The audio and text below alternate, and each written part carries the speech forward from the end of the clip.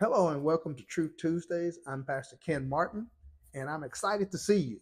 Today, I'd like to share with you, maybe talk to you about challenges and problems and difficulties, but I'd like to do so only long enough to say, let's make it more about Him than about your problems and your difficulties.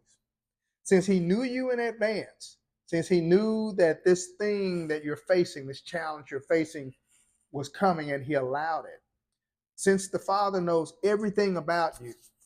Luke 12:7 says he even knows the number of hairs on your head. Isaiah 43:4 says you are precious and honored in God's sight.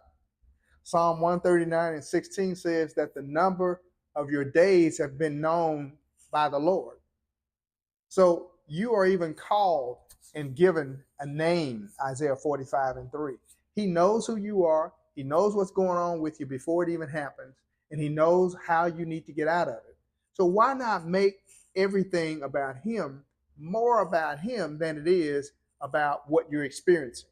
Let's make it more about who he is, more about what he said, more about what he has done, more about what he's doing. Make those things greater in your mind, in your heart, in your words than the challenges, the storms that you're facing in your life.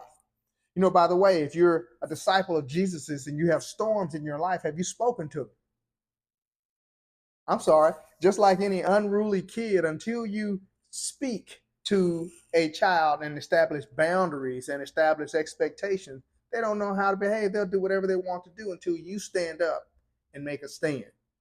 So let's be followers only to the extent it gets us to being disciples. Followers are people just hanging around to wait and see what happens next and if they get a prize or if there's anything for them. But disciples, on the other hand, are living by his words. Disciples are meditating on his words. Disciples are endeavoring to treat situations the way he would, say whatever he would say, do whatever he would do, be however he would be.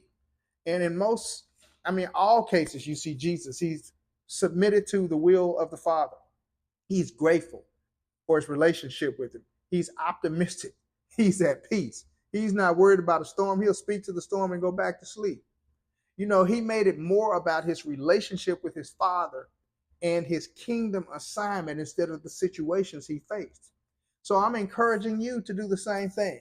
Make your next challenge more about him and his goodness, and make it greater than the physical problem. Make it more about his kingdom, his power, his glory than it is about you. Make it more about the calm faith that you have in him, that even if you don't see how things will turn out, you know how much he loves you. He loves you more than he loves the sparrows and the flowers of the field. You know that he has ordered your steps, the word says. You know that he daily loads you up with his benefits. You know that he has already spoken his word concerning you to heal you. You know these things. And so when you're faced with a challenge, why would you ever go and start talking about the challenge? Why would you pick up the phone and tell everybody about the challenge? Why would you every day meditate on the challenge instead of saying, okay, let me find out what it is he said about this? What did God say? Stand by, stay tuned, because that is a sermon that's coming up on Sunday. What does God say? What did God say? What is God saying?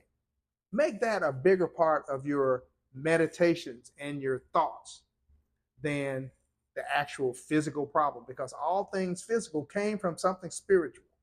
And so the solution to those things are also spiritual. You won't find them in the physical realm. I'm sorry, that's just the truth, the whole truth, and nothing but the truth. I'm excited.